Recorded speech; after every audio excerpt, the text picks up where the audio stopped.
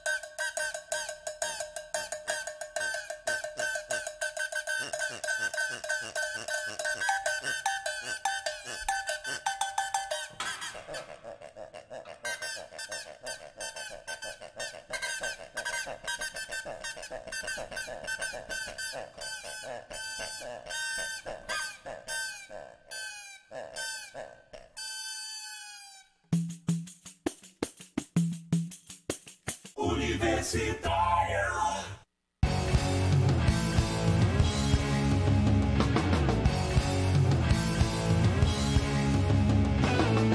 Programa Fora da Curva. Jornalismo, crítica e diversidade. Olá, ouvintes da Rádio Universitária 99,9 FM e também os ouvintes da Rádio Paulo Freire 820 AM. Está no ar o Fora da Curva, o programa que fala sobre o que a maioria cala. Meu nome é Bruno Nogueira, eu sou jornalista e também professor do Departamento de Comunicação Social da Universidade Federal de Pernambuco. E para você que está nos ouvindo pelo rádio, eu lembro que nós estamos também ao vivo na internet. Você pode acompanhar toda a transmissão do programa em vídeo pela nossa página do Facebook, que fica no endereço facebook.com/programa Fora da Curva. E também pela página da Rádio Universitária, que é facebook.com/99universitária. Lá é nosso principal canal de interação. Você pode mandar perguntas e comentários para nossos convidados aqui no estúdio. E quem está comigo hoje é Liana Cirne, que é advogada, doutora em Direito e professora na Faculdade de Direito da Universidade Federal de Pernambuco. Bom dia, Liana. Bem-vinda. Bom dia, Bruno, bom dia, Sérgio, Eduardo e a todas e todos que estão nos ouvindo. Eu também estou com o Eduardo Mara, que é doutor em Serviço Social e coordenador da Frente Brasil Popular. Bom dia. Bom dia aos ouvintes, obrigado novamente Fora da Curva. Um prazer estar aqui com o Sérgio e com Liana para essa boa conversa no momento de vitória. E estou mais uma vez com o Sérgio Ferraz, que há pouquíssimo tempo estava conversando aqui com a gente sobre o que é que poderia acontecer, né, na decisão do Supremo Tribunal Federal. O Sérgio é cientista político da Fundação Joaquim Nabuco. Bom dia, Sérgio. Eu não sou da Fundação Joaquim Nabuco, não. Ah, não? Não. Sou da Secretaria da Fazenda e dou aula, sou professor visitante na Católica também. Ah, eu confundi. Bom dia, Liana, bom dia, Eduardo, bom dia, ouvintes. Mas bom, a gente estava conversando justamente sobre como é que seria a decisão do STF em relação à prisão em segunda instância, né? A Constituição Federal diz que o réu só pode ter pena privativa de liberdade quando acabarem todos os recursos possíveis em instâncias extraordinárias. E mesmo sendo uma cláusula pétrea, ou seja, que não pode ser modificada, o Supremo passou por cima da Constituição e mudou isso em 2016. Cerca de um mês depois, o ex-presidente Lula foi alvo de uma condução coercitiva, dando início ao processo que levaria à denúncia do Ministério Público em São Paulo em setembro. E, eventualmente, 2 anos e 10 ações penais depois, em sua prisão. O retorno ao texto da Constituição afeta uma série de outras pessoas, como, por exemplo, Rafael Braga. Para quem não lembra, Rafael foi o único remanescente preso da manifestação pública que aconteceu em 2013, no Rio de Janeiro. Rafael portava 2 garrafas de desinfetante, né? Mas também afeta praticamente todos os políticos presos na Operação Lava Jato. Porém, a prisão mais simbólica de todo esse jogo do Supremo Tribunal Federal é a do ex-presidente Lula, que em mais um capítulo histórico da política nacional foi libertado após 580 dias preso em Curitiba e imediatamente recebido em festa no próprio local, onde uma vigília acompanhava Lula todos os dias na prisão. E isso é algo que afeta todo o plano político nacional, né, visto a figura representativa que ele sempre foi na oposição. O atual presidente da República, Jair Bolsonaro, que já está em situação delicada com o próprio partido e com sua base aliada, entrou numa espécie de reclusão. Tem cancelado entrevistas, tem evitado falar com a imprensa. E o país segue, então, para um clássico final de temporada, né? Uma série de questões no ar, um misto de esperanças e novos receios. E é por isso que o Fora da Curva hoje pergunta: Lula livre, e agora? Né? E aí eu queria começar com uma ponderação de vocês três em relação a isso, né? Tentar responder essa pergunta: o que é que muda agora? Quais são os próximos passos que a gente deve assistir nos próximos dias no país? E começa. Muda muita coisa. Muda muita coisa porque a gente tem de novo, no campo político, no jogo político, um personagem que talvez não, que certamente é a maior liderança política brasileira, que é o Lula, né? É importante entender, né, por que o Supremo mudou de posição, né? É interessante notar que 2016 é que é o ponto fora da curva, né? Quando se tem uma decisão que vai contra a Constituição e que, a meu ver, ela se dá para atender às estratégias da Lava Jato, né? Fazer com que a prisão se desse de uma maneira mais rápida naquela época servia para forçar a delação premiada, deixava os réus com menos escolhas, né? Hoje a gente teve o quê? Um retorno à Constituição. A atmosfera política mudou, né? O impacto das revelações da Vaza Jato, do The Intercept, que mostraram uma condução processual absolutamente inadequada, com violações a vários princípios, e principalmente o princípio da imparcialidade, né? Mas pegando a tua pergunta, Bruno, o que é que o cenário muda? Eu acho que, fundamentalmente, a gente vai ter o quê? O que se diz por aí, digamos assim, a análise que tem corrido o mundo aí é que a polarização aumentaria. É que Lula, saindo da prisão, daria a Bolsonaro o inimigo que o bolsonarismo sempre procura. Nesse sentido, a saída de Lula seria, digamos assim, algo justo, algo que faz com que nós tenhamos mais esperança de retornar ao Estado de Direito, mas, ao mesmo tempo, aprofundaria a radicalização. Eu acho que essa é uma visão bastante superficial. E é uma visão que, digamos assim, que não pega o jogo político em toda a sua complexidade, né? Em primeiro lugar, há aqui de novo a falsa equalização, como se Lula fosse tão radical quanto Bolsonaro. Isso é um absurdo, gente, isso não é verdade, isso é incorreto, né? Não é uma questão de posicionamento. Lula é uma liderança de centro-esquerda, que sempre jogou dentro das regras do jogo democrático, governou 8 anos sem nenhuma transgressão, saiu do poder com 80% de aprovação e não propôs terceiro mandato. Não mudou a regra do jogo enquanto o jogo estava correndo. Ao contrário, inclusive, de Fernando Henrique. Então, ponto 1, Lula joga dentro do jogo democrático. Bolsonaro não. Bolsonaro não joga dentro do jogo democrático. Bolsonaro tenta extravasar isso para o autoritarismo, para o golpismo, para uma tentativa de intimidar todas as instituições. Então, primeiro lugar, não cola essa coisa de falar num aprofundamento da radicalização como se os dois fossem polos com sinal trocado. Não são. E segundo, Lula já se mostrou em toda a sua carreira política ser um sujeito que tem uma visão de mundo, uma estratégia, uma inteligência, e ele sabe que o Brasil hoje precisa de um elemento de pacificação, precisa de um elemento de alguém que solde diferenças, de alguém que aproxime, de alguém que crie um ambiente mais razoável, mais civilizado. E, ao mesmo tempo, precisa também enfrentar a questão econômica. Porque se fala muito, vamos dialogar com o centro, mas a agenda econômica é um problema. Reforma, podemos reformar, mas que reformas? Reformas que vão beneficiar quem, que vão dividir os sacrifícios como? Então, eu acho, na minha opinião, o cenário agora, ele vai obrigar ao PT e à esquerda como um todo, vai obrigar e vai permitir pensar em projeto para o país, pensar numa oposição mais programática a Bolsonaro, isso é necessário, né? Por quê? Porque o elemento número 1, a questão que, digamos assim, travava a esquerda, que prendia ela em Curitiba, que era o encarceramento injusto de Lula, foi resolvido, né? Então, no primeiro momento, eu levantaria essas questões. Alguém complementa? Eu queria complementar a fala do Sérgio, com a qual eu concordo inteiramente, só para reforçar que no discurso de Lula, ele pouco criticou o Bolsonaro. É quase como se ele não tivesse visto o Bolsonaro como um antagonista que merecesse essa atenção toda. Inclusive, acalmou a militância e pediu à militância que não proferisse palavras de baixo calão para ofender o Bolsonaro. Instou todo mundo presente a manter, digamos assim, a urbanidade. E isso foi um gesto importante, mas a gente percebe que ele foi muito duro, além de ter sido muito duro com o Moro e com o Dallagnol, a quem ele acusa, na minha opinião, com muita justiça, de terem ferido aos princípios mínimos da condução processual que cabem a um juiz e a um promotor, a um procurador. Mas quem ele criticou duramente do ponto de vista político foi o Paulo Guedes. E acho que isso denota muito bem o curso da fala dele, no sentido de conclamar o Brasil a reagir à pauta do neoliberalismo.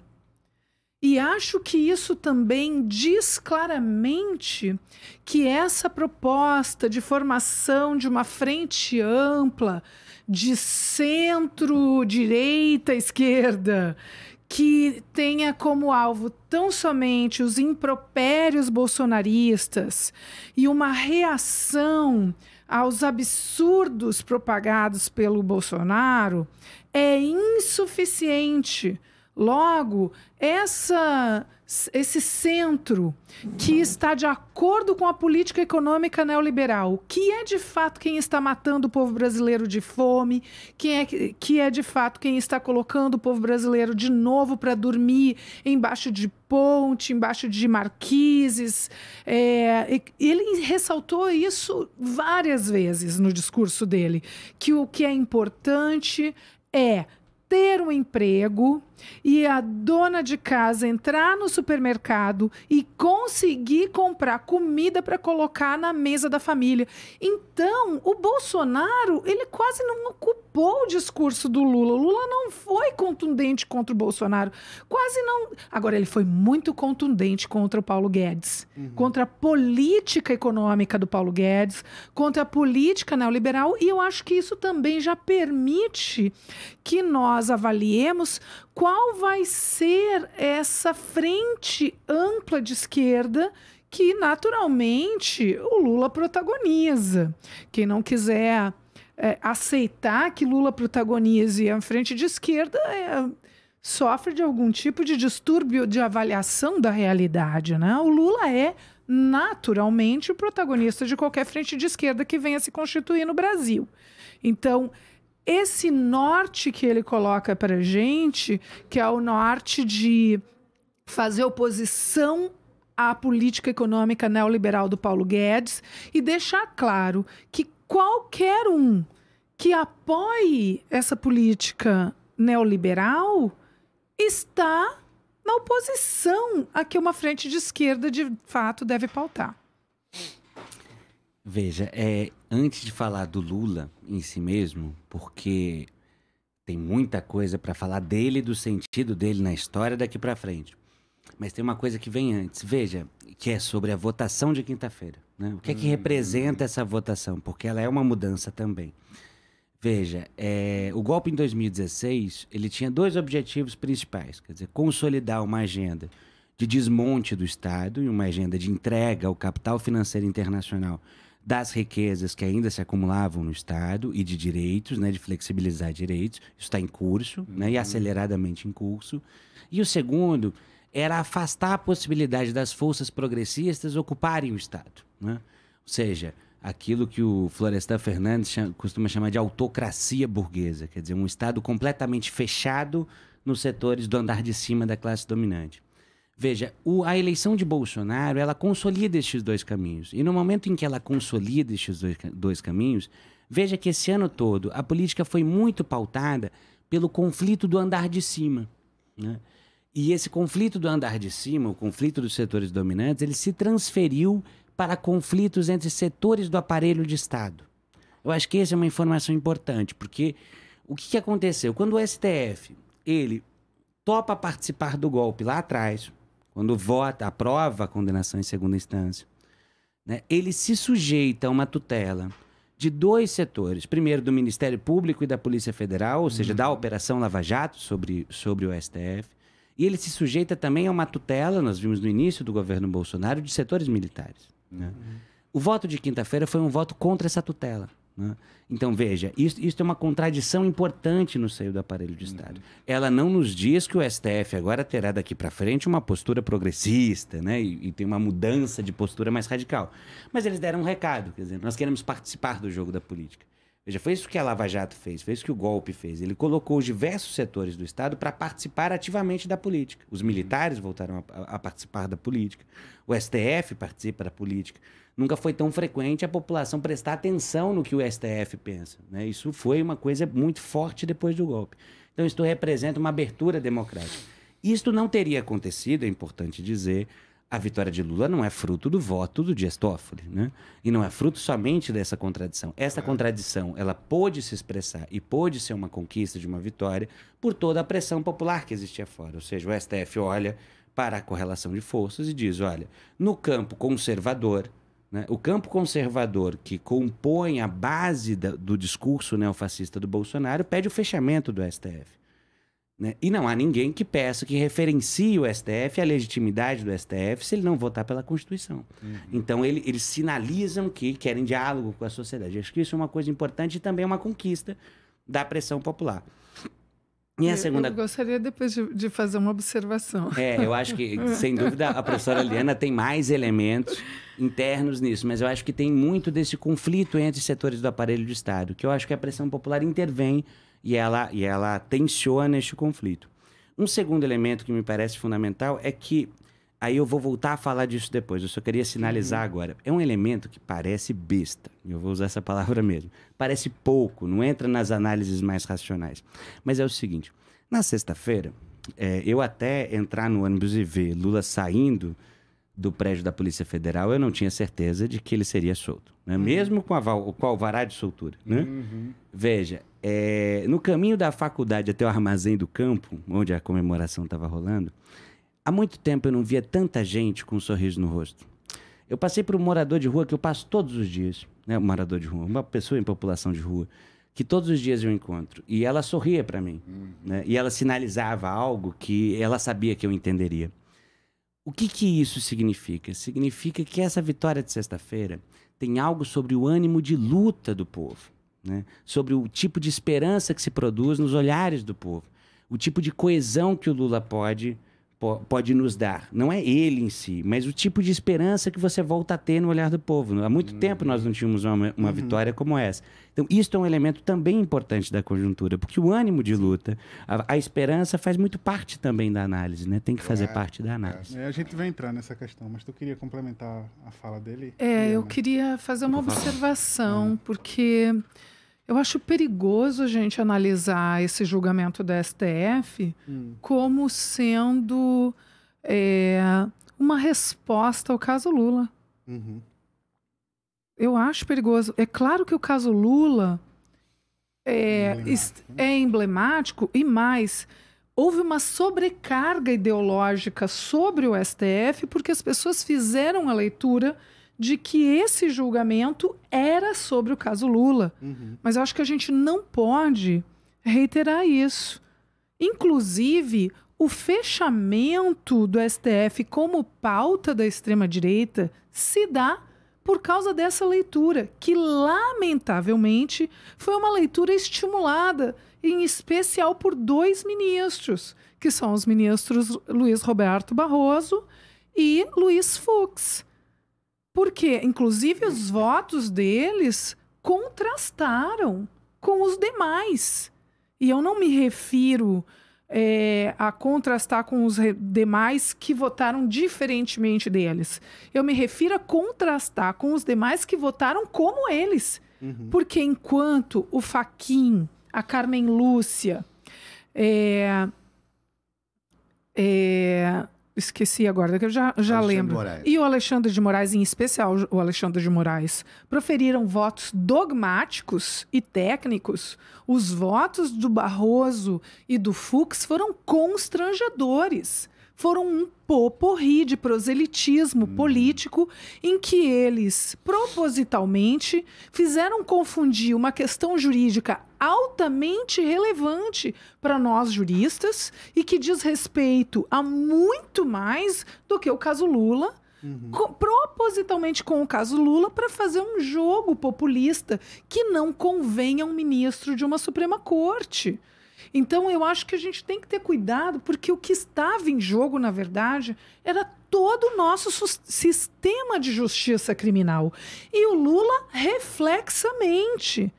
Mas a gente corroborar que aquele julgamento foi um julgamento sobre o caso Lula, eu acho que acaba condizendo com uma pressão sobre o STF, que, embora a gente saiba que o STF é uma corte claramente política também, mas de um modo diferente.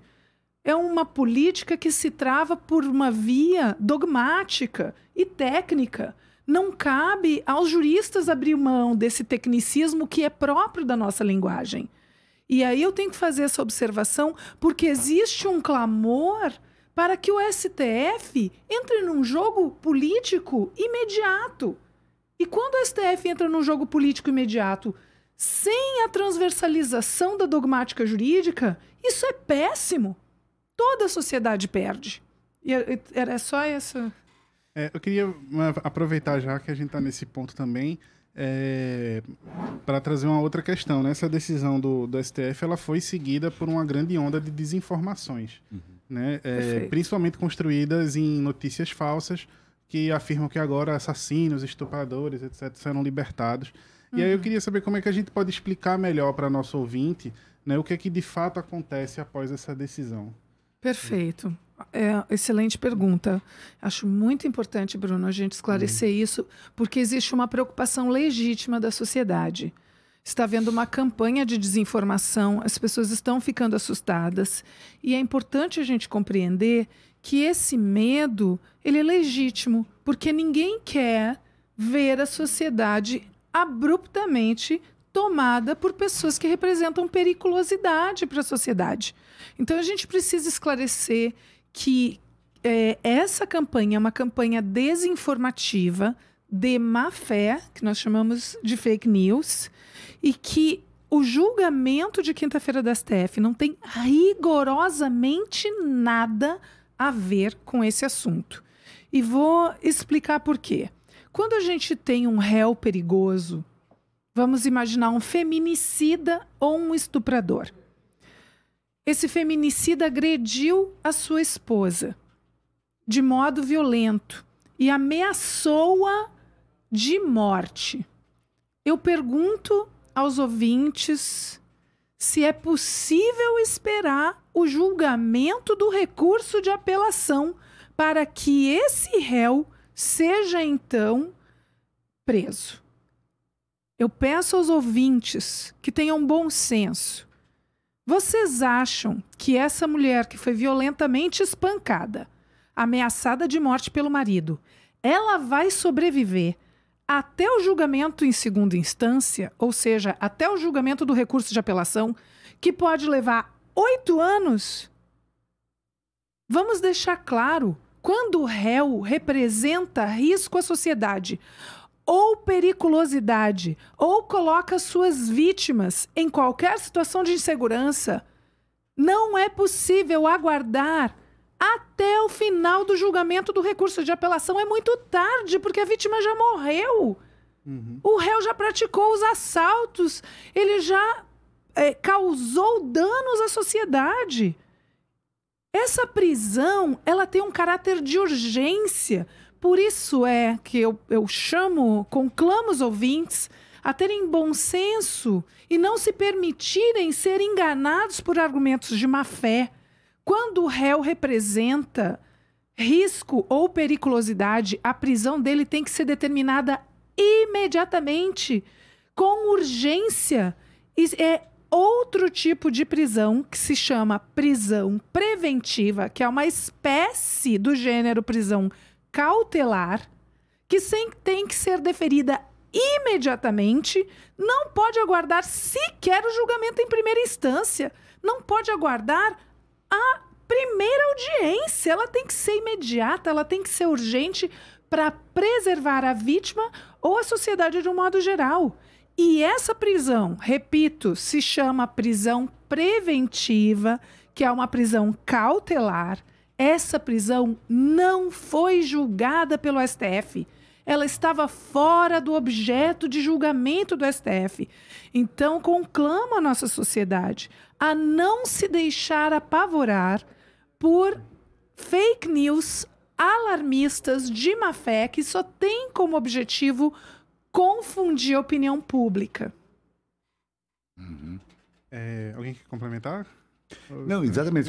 Deixar claro isso, quer dizer, o Supremo, o que é que o Supremo disse? Que a prisão pena, ela tem que esperar todos os recursos transitarem. Mas não significa que essa seja a única prisão que existe no sistema. Como a professora Eliana acabou de explicar, existem vários outros mecanismos pelos quais a justiça pode determinar a prisão antes até do primeiro julgamento, para proteger a sociedade. Desde que hajam os pré-requisitos. A pessoa represente uma ameaça, a pessoa realmente esteja pondo em risco a integridade de outras pessoas, da sociedade, da ordem social, etc. Isso daí continua a existir, existia antes, existe agora e continua existindo. E não se colocou em julgamento, porque não se pode abrir mão disso. Entendeu? Agora, eu aproveito para dizer o seguinte, a impunidade e a corrupção são questões reais. Nós precisamos ter um processo menos moroso, mais rápido, com começo, meio e fim, de uma maneira, num tempo exequível. Isso deve ser uma bandeira também nossa da esquerda, como precisamos ter uma polícia comunitária, uma polícia que atue nas comunidades em cooperação, trabalhando junto. A agenda de segurança é uma agenda do pobre, que vive espremido entre uma polícia autoritária, uma milícia, um tráfico de drogas. Quer dizer, como é que a esquerda pode deixar, não falo nem só a esquerda, como é que os setores humanistas, civilizados, podem deixar uma bandeira dessa para a direita? Segurança tem que ser uma bandeira nossa. E isso passa por polícia humana e efetiva, por justiça rápida e por combate à impunidade. Sem dúvida, que já sofreu assalto dentro de ônibus, que é a classe trabalhadora, sabe a importância da gente levar a sério a questão da segurança pública. E me permita rapidamente complementar, porque eu acabei não explicando sobre o que era o julgamento. Então, só para explicar, afinal, Liana, o que é que estava sendo julgado pelo STF na quinta-feira?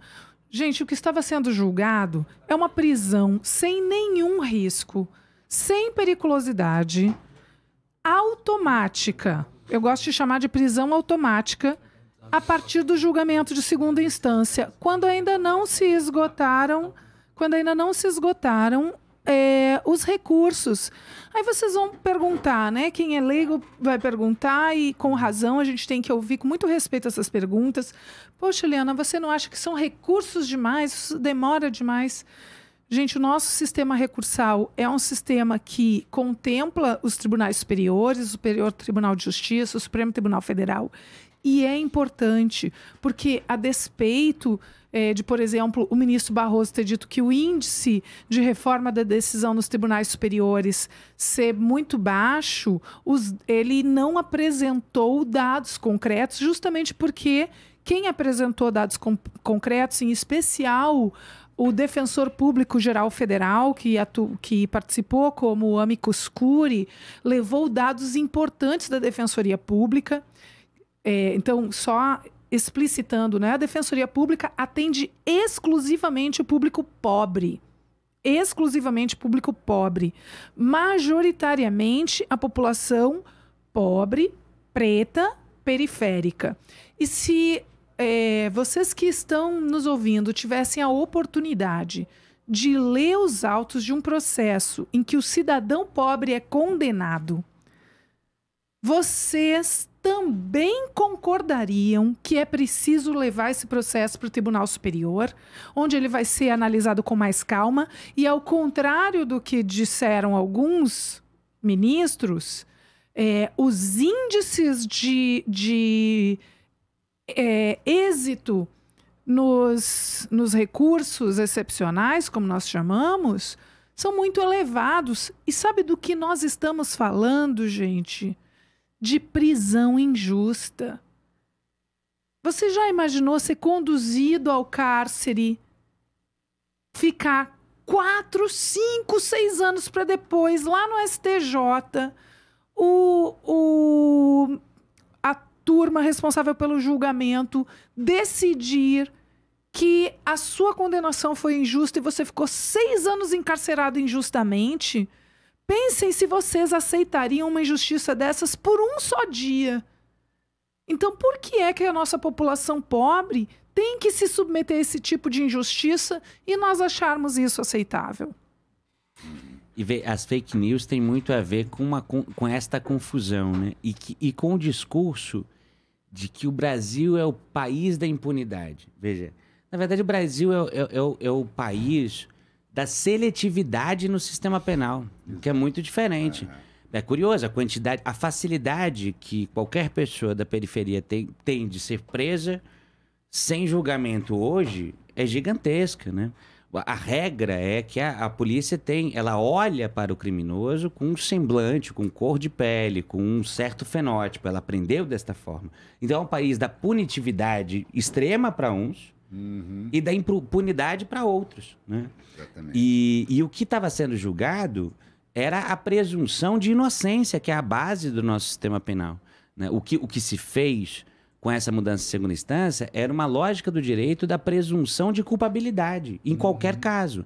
Veja, você tem que pressupor o risco ou não que aquela pessoa tem para a sociedade diante da acusação de crime. Porque você não pode deixar ela em liberdade se esse crime for ser praticado. Existe uma ameaça, existe uma periculosidade.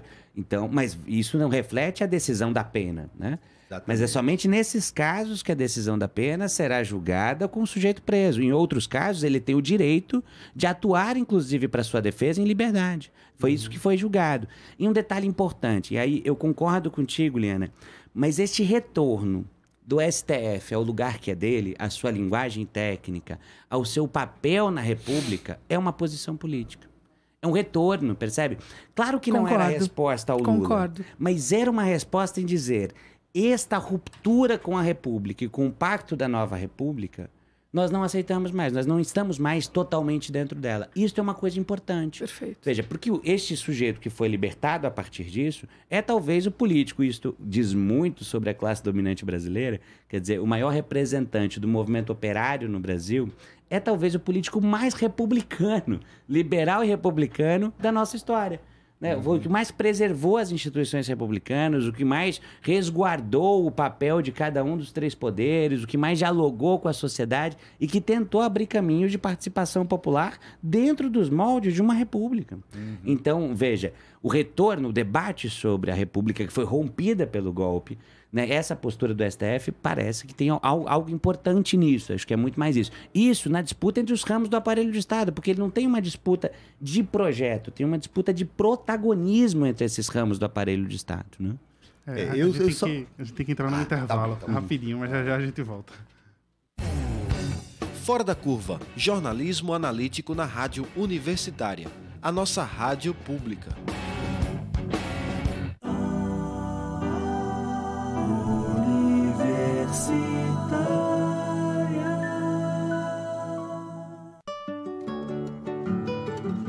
Quarto Festival do Choro João Pernambuco. Abertura dia 13 de novembro, quarta-feira, Teatro de Santa Isabel, às 19h30. Ingressos à venda no local. Orquestra Pernambucana de Clarinetes, Dalva Torres, Bozó Sete Cordas, Beto do Bandolim e homenagens a Dilson Reis, Maximino Sete Cordas e Nuca Sarmento. Incentivo Funcultura. Apoio Rádio Universitária. Ei, psiu, bora fazer a diferença com a gente? Nós da ONG MAAC estamos recomeçando nossas atividades com um rolê que tu não pode ficar de fora. É a feirinha UR7 Sustentável. Vai ter oficina de pintura, jardinagem, terapias integrativas e muito mais. Não perca! Dia 30 de novembro, a partir das 10 horas da manhã, na sede do MAAC, Rua Vale do Sirigi, número 30, Várzea. A semente da mudança parte de você. Os nomes de destaque do cenário cultural brasileiro têm espaço privilegiado no palco do programa Aplauso. Toda semana você ouve com a gente uma conversa embalada com muita música e histórias de quem faz a cultura no nosso país. Programa Aplauso, com Carmen Delpino. Toda terça às 8 da noite.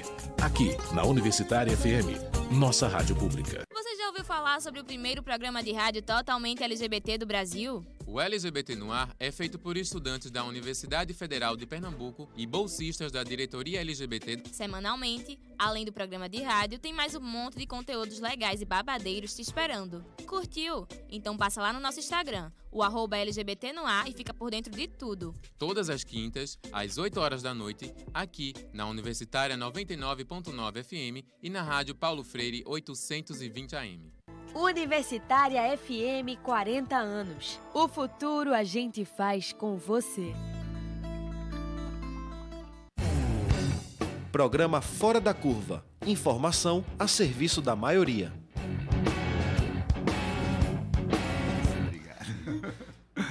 Estamos de volta com o programa Fora da Curva aqui na Rádio Universitária, também na Rádio Paulo Freire. Meu nome é Bruno Nogueira. Eu estou aqui no estúdio com Liana Cirne, que é professora da Faculdade de Direito do Recife, Eduardo Mara, da Frente Brasil Popular, e Sérgio Ferraz, cientista político. Hoje, o Fora da Curva pergunta: Lula livre e agora? E, por sinal, o Instituto Lula confirmou na manhã desta segunda-feira que o ex-presidente vai estar no Recife no domingo, participando do Festival Lula Livre, que já tem uma parte grande da programação divulgada e vai acontecer no Cais da Alfândega, no Recife Antigo. Como a gente bem disse no começo do programa, como o Eduardo falou bem no começo do programa, essa é uma pauta muito grande, né, e tem muita coisa a ser dita, mas tentando reconduzir aqui um pouco a conversa da gente para entrar em outras questões, eu queria voltar naquele ponto do sorriso que você viu quando estava no ônibus, né?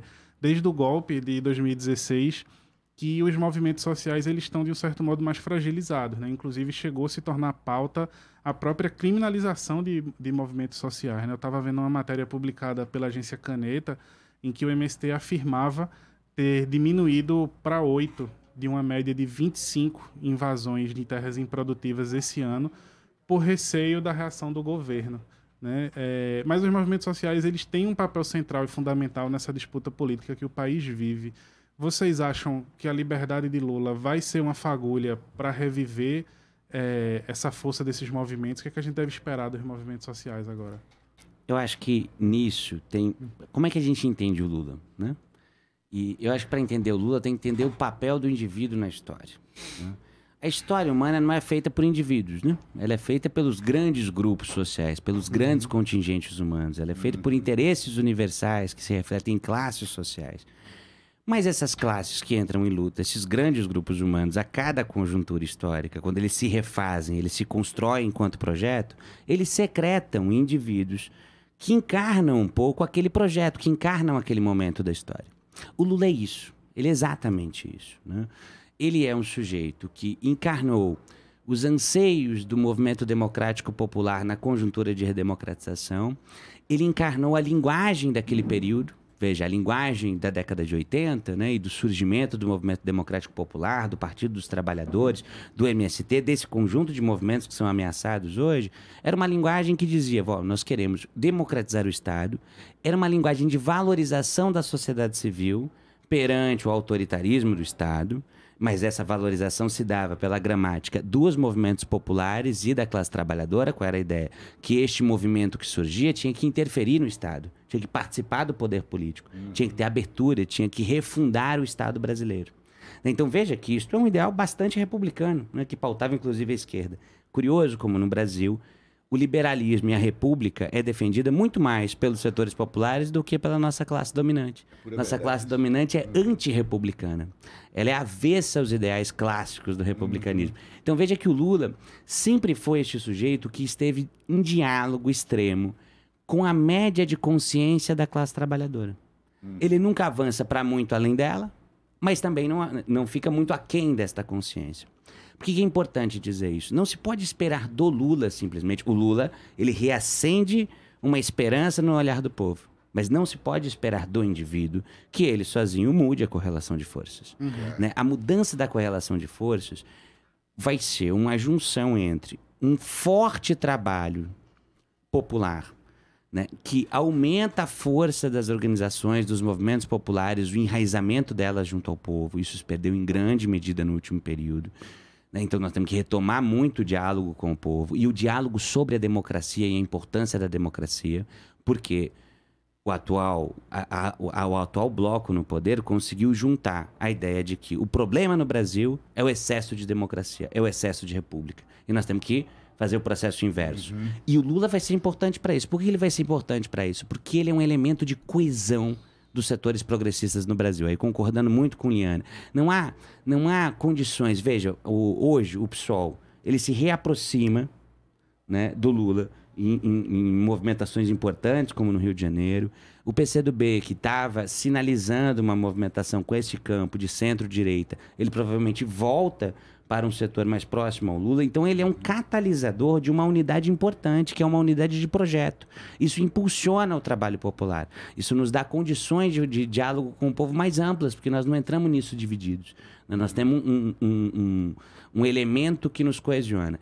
A capacidade do Lula avançar, né, e de convocatória que o Lula tem contra as medidas do Paulo Guedes, de convocatória que ele tem na luta democrática, vai depender da força desse movimento popular organizado. Né?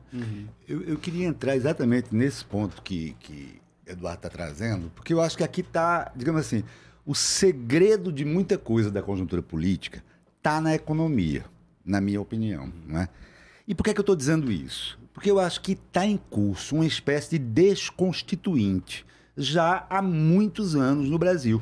E eu vou recuar mesmo. Na minha opinião, desde o segundo mandato, aliás, desde o primeiro mandato de Dilma, que a gente entrou numa política econômica regressiva. A economista Laura Carvalho, uma economista progressista, lançou um livro recentemente chamado A Valsa Brasileira. Ela tem uma análise muito interessante do que do que a imprensa liberal popularizou como agenda, como nova matriz econômica. Ela chama a nova matriz econômica de agenda Fiesp.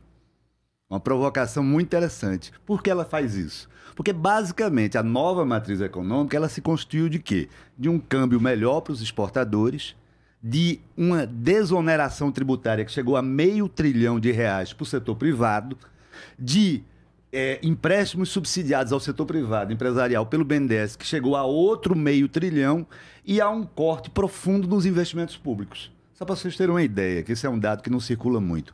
O governo Lula, você tem um aumento real de investimento público em infraestrutura, em habitação, em saneamento, de 39%. No governo Dilma, isso cai para 1%. Dependendo do cálculo, fica zerado. Houve claramente uma mudança de estratégia já ali, em que o crescimento deveria ser puxado pelo setor privado. Na verdade, como a própria presidente Dilma, em entrevistas recentes, reconhece, o que houve foi uma grande transferência de renda para os setores mais fortes. E ali já começa um movimento estranho. Esse movimento vai se aprofundar quando vem o golpe, o famoso ponte para o futuro do PMDB, que não era nada mais, nada menos do que uma agenda que se propunha a reduzir todo tipo de direito e abrir a política econômica do Estado para os interesses exclusivos do mercado financeiro e do grande empresariado. Esse movimento só fez se aprofundar agora com Paulo Guedes, chegando, digamos assim, às raias do dogmatismo mais extremista. Porque, na verdade, Paulo Guedes ele representa uma escola de Chicago que nem mais existe hoje, né? Então, o que é que a gente tem? Por que é que eu estou levantando isso? Porque há uma contradição muito interessante. Eu não acredito que boa parte do centro brasileiro, e mesmo da direita brasileira, se sinta à vontade com Bolsonaro. Como pessoa, como figura, eles sabem quem Bolsonaro é, né? Eles estão, inclusive, em muitos momentos, em colisão com Bolsonaro, sofrendo ameaças. Os decretos que estrangulam financeiramente a imprensa não são retórica, né? Agora, a pergunta imediata que vem, e por que eles toleram, então? Por que eles não fazem uma oposição muito séria? Porque a gente podia já ter uma grande frente. Uma frente da direita democrática até a extrema esquerda contra isso aí. Na minha opinião, a minha hipótese é porque não há esse movimento por conta da economia. Por isso que a economia é o nervo aberto. É o que nos divide. E aí, o que é que eu vejo quando vocês estão suscitando a gente a pensar um pouco esse novo cenário com Lula? Eu vejo a saída de Lula da cadeia, né? Lula atuando livremente, como uma grande oportunidade, e eu acho que Lula também está visionando isso, quando Liana frisou muito bem que ele pega Paulo Guedes como adversário dele, né? Uma grande oportunidade da gente costurar uma agenda alternativa clara a isso aí. Mas não é uma agenda reativa. Veja, o que eu estou dizendo não é um não simplesmente, é a gente ter uma agenda, porque o país está... Nós tivemos 2 anos de queda de 3,5%, né? 2015, 2016, e desde então nós estamos patinando. A economia está praticamente a taxa zero. Isso, né, Sérgio? Né? Ele disse isso expressamente no discurso. Eu ainda não consegui ver na íntegra, eu vou ver hoje. Ele disse exatamente o que você falou agora, que basta de contra-atacar, a gente tem que criar uma agenda propositiva. E mais do que, só para eu encerrar, mais do que essa abrupta queda na economia, com desemprego, com perda de renda, com sofrimento, enfim, a gente tem estruturalmente ao lado disso uma reescritura meio espúria da própria Constituição. É o que eu estou chamando aqui de desconstituinte. Então, na minha opinião, há uma parcela grande das elites econômicas brasileiras, antirrepublicanas, como Eduardo diz muito bem, que estão topando pagar o preço Bolsonaro por conta disso. Eu acho que o desafio da centro-esquerda, da esquerda, dos setores civilizados desse país é melar esse jogo. Entendeu? E não se mela esse jogo sem fazer uma espécie de disruptura na própria aliança do outro lado.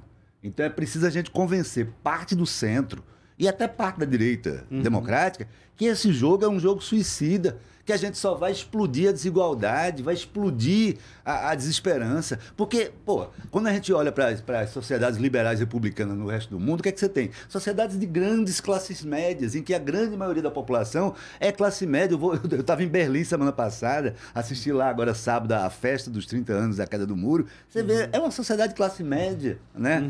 Em que 70% das pessoas têm emprego, direitos, renda. É isso que a gente quer. Quer dizer, está dentro, inclusive, de um projeto burguês, não tem nada de revolucionário. O problema é que as elites econômicas aqui, elas são pré-burguesas, né? Mas eu acho que Lula livre, Lula atuando, ele abre espaço para a gente confrontar essa agenda econômica dogmática e extremamente injusta de Paulo Guedes. Então, aproveitando já que a gente entrou nesse ponto, tentar juntar duas perguntas aqui para fazer uma gestão do tempo. A gente está próximo a uma eleição agora, né? Vocês acham que essa saída de Lula, ela de alguma forma reconfigura as atuações tanto da direita quanto da esquerda? A gente viu que tem... o Freixo já está se lançando candidato, usando o nome de Lula. Lula apoia minha candidatura à Prefeitura do Rio de Janeiro. Né? A gente já vinha conversando aqui no programa o quanto a direita tem tentado se reorganizar, um ponto que até o próprio Sérgio Moro poderia ser um candidato, etc. Mas tudo isso era num cenário sem Lula fora, né? Não Lula candidato, mas Lula numa atuação política mais direta. Né? Achei interessante no discurso dele que ele cumprimenta Haddad falando assim, nosso presidente Haddad. Né? Como é que vocês veem isso? Vocês acham que tanto direita, quanto centro, quanto esquerda vão tentar se reconfigurar pensando... Eu não tenho a menor dúvida disso. Não tenho a menor dúvida. A direita também. Porque agora há uma voz potente, inclusive Steve Bannon, que é o homem responsável pela eleição do Donald Trump, pelo Brexit, pela eleição do Bolsonaro no Brasil. Ele disse claramente que o Lula muda toda a correlação de forças, porque agora nós temos uma voz potente fazendo contraponto num discurso de direita que era hegemônico. Então agora a primeira coisa que a gente precisa avaliar é que essa hegemonia da narrativa de direita, ela está comprometida. Nós vamos reconhecer que durante 580 dias o discurso de direita reinou hegemonicamente no Brasil. E as nossas pautas progressistas, digamos assim, ficaram todas elas comprometidas. E o Bolsonaro, complementando a fala do Sérgio, o Bolsonaro, me parece, Sérgio, é o homem certo para o serviço. Ele é o homem certo para o serviço da implementação da agenda econômica neoliberal. Porque ele, ao mesmo tempo, por mais que a nossa elite não goste do Bolsonaro, porque ele é falastrão, ele é grosseirão, ele é uma figura desagradável para a nossa auto-intitulada aristocracia, mas exatamente por ser essa pessoa que não tem vergonha, que fala alto, que não sei o quê, que é grosseiro, que faz piadas de baixo calão, que fala palavrão em discursos, entrevistas coletivas, ironiza os próprios ministros, fala que o Sérgio Moro vai fazer trocadinha com outro ministro, não lembro qual foi a expressão, publica vídeo de sexo explícito no seu Twitter, como ele fez durante o Carnaval, em que havia uma cena de sexo explícito com as genitálias expostas. Ele é esse sujeito desagradável e por isso mesmo ele é o homem certo para o serviço, porque ele conseguiu captar a agenda da esquerda. A esquerda, a oposição, ela foi inteiramente reativa durante os 580 dias de prisão do Lula. E o Lula disse no discurso dele que acabou. A oposição agora não vai ser meramente reativa às barbáries do Bolsonaro. A oposição vai ser propositiva, ela vai pautar uma agenda, e essa agenda é econômica. Por quê? Porque, em primeiro lugar, comida na mesa da classe trabalhadora. Então, a presença muito marcante do PSOL também chama atenção. O PSOL não foi um partido de esquerda que tenha ocupado protagonismo na campanha Lula Livre. O partido de esquerda que ocupou o protagonismo na campanha Lula Livre, além do PT, foi o PCO. Mas foi dado um destaque muito grande ao PSOL e já foi firmada uma aliança para a prefeitura. Eu acho que o Moro não sai ano que vem, porque o Moro não iria disputar simplesmente um cargo de prefeito. Se ele vier, ele vem para... Quando eu falei, foi para presidente. Sim, para 2022, né? Mas para 2020, eu acho que o PT está fazendo uma aposta e, ao mesmo tempo, uma análise de cenário para 2022. Por quê? Porque se tivermos um bom resultado na campanha de 2020, isso é um indicativo de um cenário de alianças para 2022 mais progressista. Por quê? Porque o Rio de Janeiro é o cenário mais difícil, onde a extrema-direita, os evangélicos e os milicianos têm a maior facilidade de ter sucesso eleitoral. Então, se essa aliança PT-PSOL for bem sucedida no Rio de Janeiro, isso é um indicativo muito forte para 2022.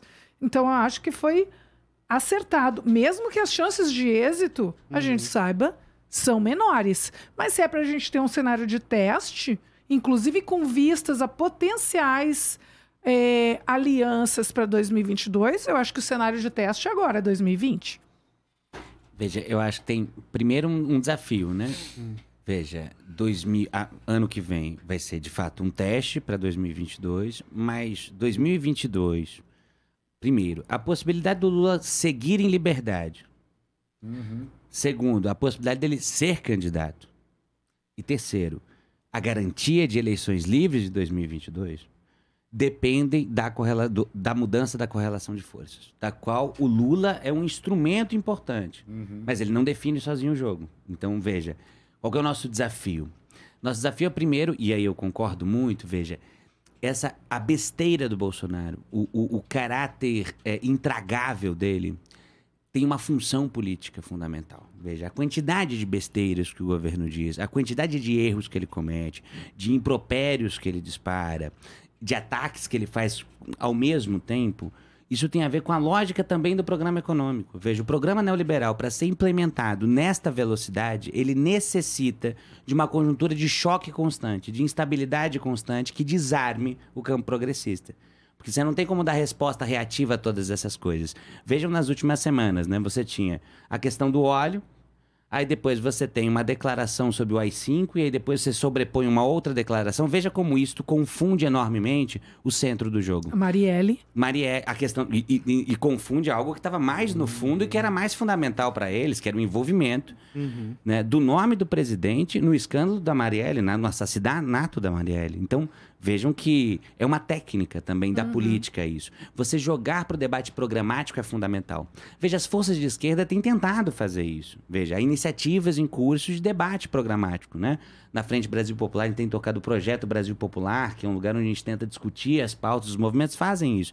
Mas o diálogo disso com o povo é que é muito mais difícil. Quer dizer, a gente dialoga com as nossas bases, mas o diálogo amplo com quem não está organizado, este é o papel do Lula. Porque o Lula consegue fazer essa operação de partir de uma contradição mais presente na vida do povo. Eu vou dar um exemplo.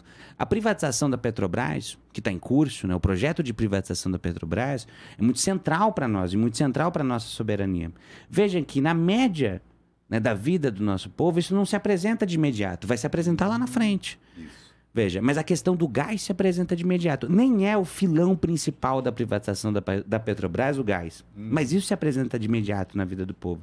Veja que o Lula é o cara mais genial em fazer relações entre o cotidiano da vida do povo e uma pauta programática. Veja, isso que nós temos que fazer. Eu acho que isso é o mais importante, porque isso impulsiona a organização popular. Não existe organização popular só reativa. Ela só se organiza e ela ganha força no momento em que ela vê que, fazendo isso, ela pode ter conquistas no futuro. Só que isso tem que ser colado com a luta pela garantia da democracia, pela garantia das eleições, pela garantia da liberdade de Lula, que não está garantida por si só, e pela possibilidade de Lula ser candidato. Quer dizer, nós temos que retomar os direitos políticos de Lula. Esse é um outro desafio muito grande das forças populares daqui para frente.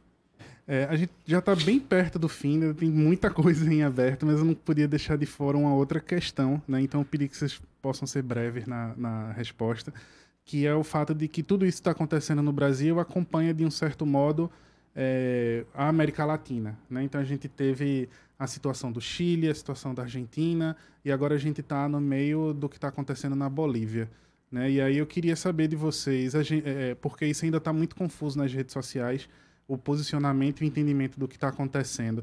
A gente pode chamar o que está acontecendo lá com Evo Morales de golpe, e se vocês acham que isso pode ter um reflexo, a intervenção do Exército pode ter um reflexo no momento que a gente está passando no Brasil.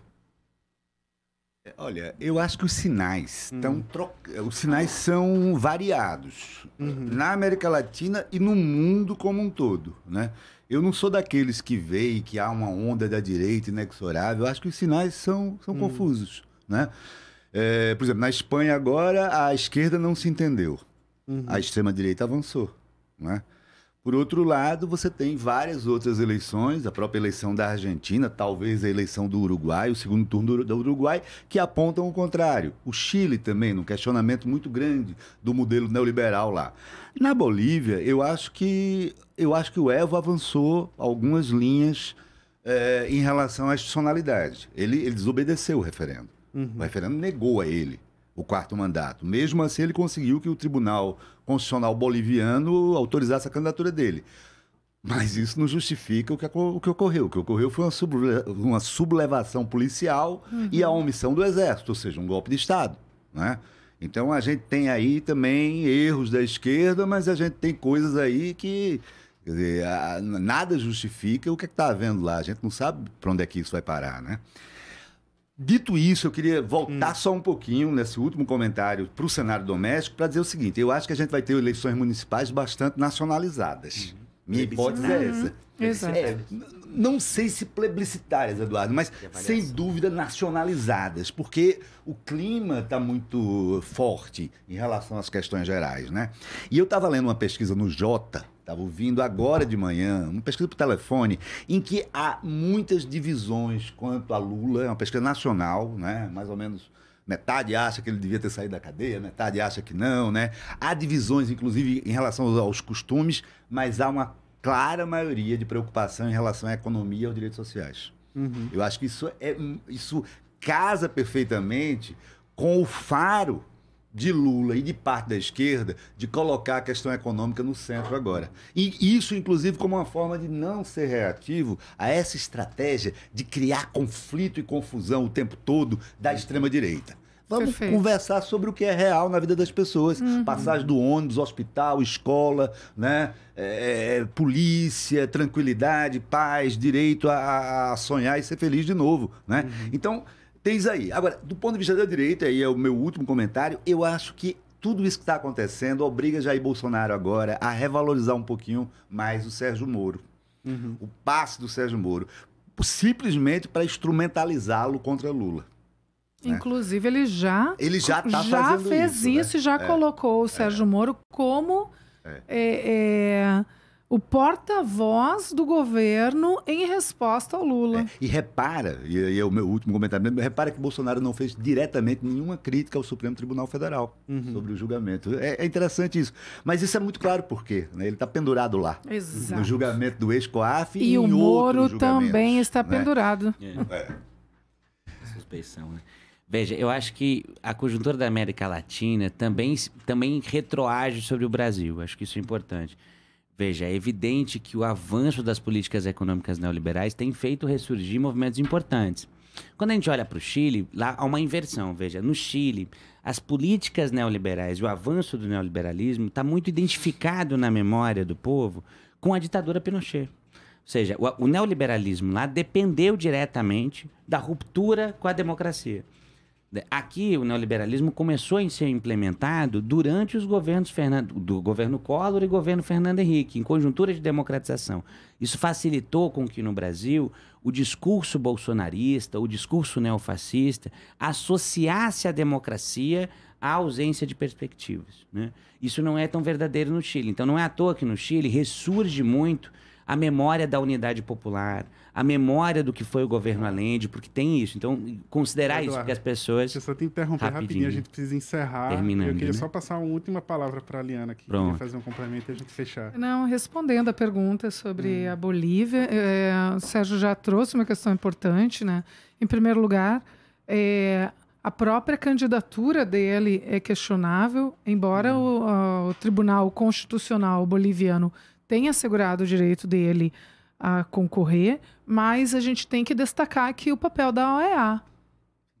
A OEA interveio com a admissão do Evo Morales, o que talvez tenha sido um erro, inclusive político muito grande. A OEA não constatou irregularidades na eleição, então, de acordo com a própria OEA, não houve fraude eleitoral. Não houve fraude eleitoral. Porém, a OEA recomendou a renúncia. E ele se colocou à disposição para um novo pleito. Ele disse, estou à disposição, vamos chamar um novo pleito eleitoral, então. E os militares não aceitaram a proposta de novo pleito. Logo, eu não tenho dúvidas em afirmar, claro que foi um golpe. Foi um golpe, e nós sabemos que a América Latina, apesar de nós não nos vermos como hermanos, o fato é que nós somos. E o que acontece em um dos países da América Latina sempre reflete nos outros. O momento é um momento muito importante para nós pensarmos a América Latina como um todo, seja pelas sublevações populares, seja por esse golpe militar extremamente violento que aconteceu na Bolívia, com vários incidentes de violência, contra a família do Evo Morales, contra a prefeita, com episódios de tortura e todo tipo de coisa. Fica, então, inclusive, a minha solidariedade ao povo boliviano. E torçamos para que esse golpe não recrudesça e para que ele não atinja outros países, inclusive o nosso. Bom, gente, o nosso tempo encerrou, na verdade, nosso tempo já estourou. O programa hoje teve produção e um roteiro minha, Bruno Nogueira. Nas redes sociais, Carol Torpe, os trabalhos técnicos de Chico Rocha. Uma boa semana a todas e todos. O programa Fora da Curva é uma realização do Departamento de Comunicação Social, com o apoio do Departamento de Sociologia e do Núcleo de Rádio e TV Universitárias. Parceria com o Marco Zero Conteúdo, Centro das Mulheres do Cabo, SOS Corpo, Centro Sabiá, Terral Coletivo de Comunicação, Centro de Cultura Luiz Freire. Esse programa fica disponível em nossa página do Facebook e no canal do YouTube. Acompanhe as nossas redes sociais, porque nós também divulgamos por lá muita informação que você não vê por aí. A música tema deste programa foi composta pela banda Diablo Motor. Programa Fora da Curva. A gente fala o que a maioria cala.